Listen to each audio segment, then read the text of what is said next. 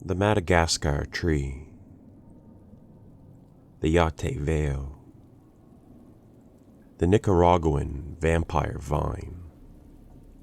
The Wikipedia article on man-eating plants says, a man-eating plant is a legendary carnivorous plant large enough to kill and consume a human.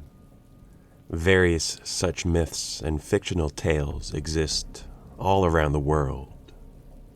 The earliest known report of a man-eating plant originated as a literary fabrication written by Edmund Spenser for the New York World on the 26th of April, 1874. This story was picked up by many other newspapers back in the day, which included the South Australian Register on the 27th of October, 1874. It was through this publication that the story gained even greater notoriety. In describing the tree, the account related as such: the slender, delicate pulp, with the fury of starved serpents, quivered a moment over her head being the person that they're sacrificing to this tree. Then, as if instinct with demonic intelligence, it fastened upon her in sudden coils round and round her neck and arms. Then, while her awful screams and yet more awful laughter rose wildly, to be instantly strangled down again into a gurgling moan, the tendrils, one after another, like great green serpents with brutal energy and infernal rapidity, rose, retracted themselves, and wrapped her around in fold after fold, ever tightening with cruel swiftness and the savage tenacity of anacondas fastening upon their prey. That all brings me to an article I'd like to share with you today. Hey guys, Scary Stories here. I thought we'd do something a little different today. For a long while, the idea of man-eating plants has been really fascinating to me. So when I stumbled upon this article, written by somebody going by Pillsbury Doughboy, I thought it'd be really fun to share with you here. It's simply called Man-Eating Plants, but it talks about 5 horrible, bloodthirsty monsters. I hope you enjoy.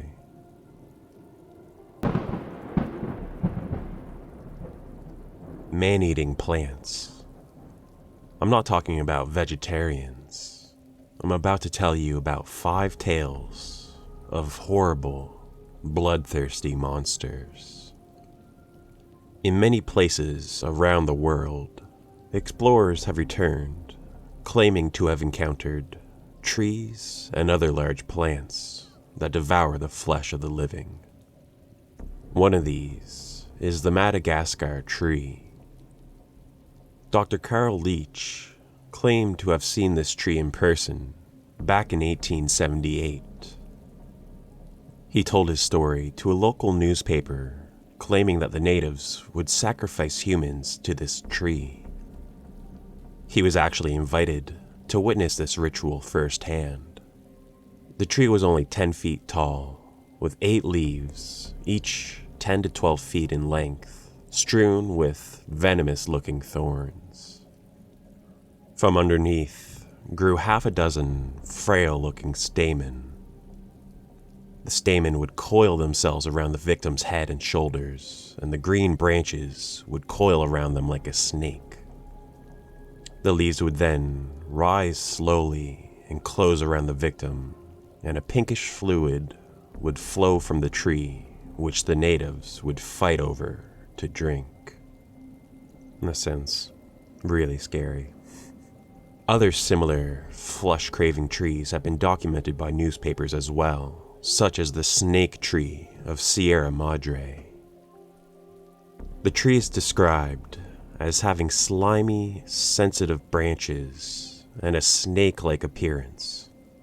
Should any animal perch itself on one of its branches, it would be seized up by the tree and lost to sight. That is until the tree opened back up again, dropping its bones onto the ground. One man even claims to have touched the tree, and it grabbed hold of him with such force that it tore his skin off as he pried himself free. The injured man then went on to say he fed a chicken to the tree, which absorbed its blood with suckers on its branches. And that seems like a perfectly good waste of chicken, if you ask me, but fair enough. Another bizarre tale is of the flesh-eating vine. A man by the name of Mr. Duncan was in the swamps of Nicaragua when he heard his dog cry out. Any of you dog lovers might want to skip this next part. He found his dog caught up in a mass of vines from a tree like that of the branches of a weeping willow. Mr. Duncan attempted to free the dog, but the vines grabbed hold of his hand too, and it took all the force he could muster just to get himself free. The tree left his skin red and blistered, and he was unfortunately unable to free his dog. The tree is well known by the natives who tell stories of its voracious appetite. Mr. Duncan told the natives of his encounter, and they explained that the vine is well known and feared in the area. They warned him, if he were to encounter it again, to stay well away from it. Duncan, however, tried to collect more information on the bizarre vine, but found it very difficult to approach or handle. However, through his observations, he apparently deduced where the plant's remarkable suction abilities derived from and how it fed.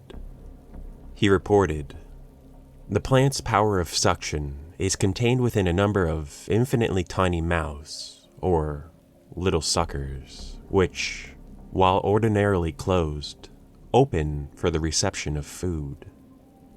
If the substance is animal, the blood is drawn out, and then the carcass or refuse is then dropped.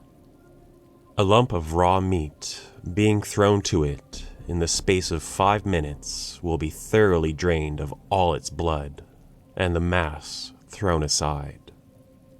Its voracity is almost beyond belief. One of my favorite of all these flesh-craving flowers and vines and trees and stuff is the death flower.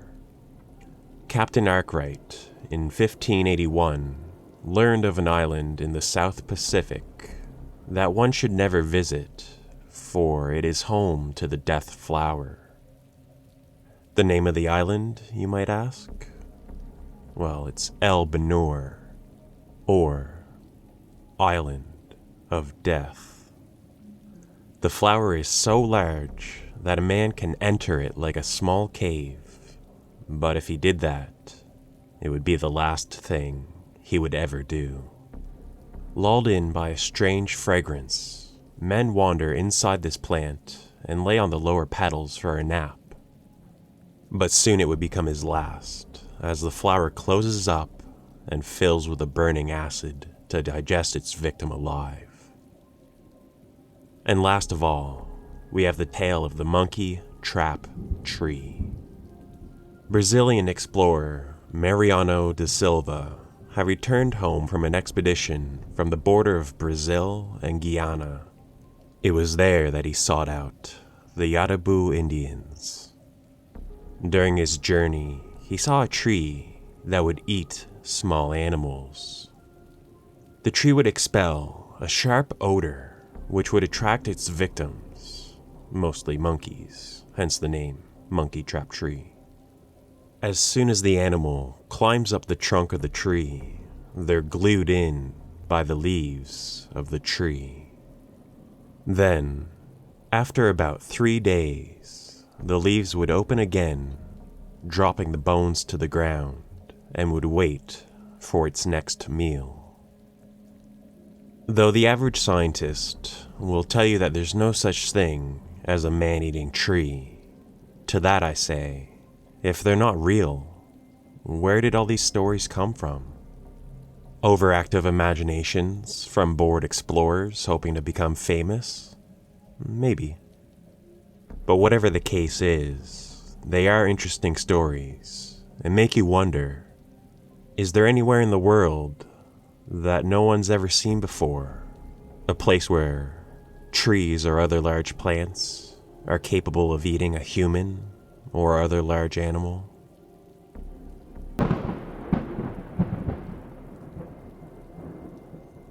Well, what did you think of that article? A brief look into the history of man-eating plants. I personally think it's true. I think there's got to be something out there, right? I mean, look at the Venus flytrap. I don't know if I'd call it flesh craving, but it does eat insects, so... Anyways, I hope you enjoyed the video. If you liked it, give it a like. If you disliked it, give it a dislike. Maybe check down below. If you see a little red button there, give it a click. Subscribing always helps, so... Anyways, I really appreciate you, and I appreciate you spending your time here. And I hope you have a good rest of your night. Take care of yourself, and I'll see you in the next one. Bye for now.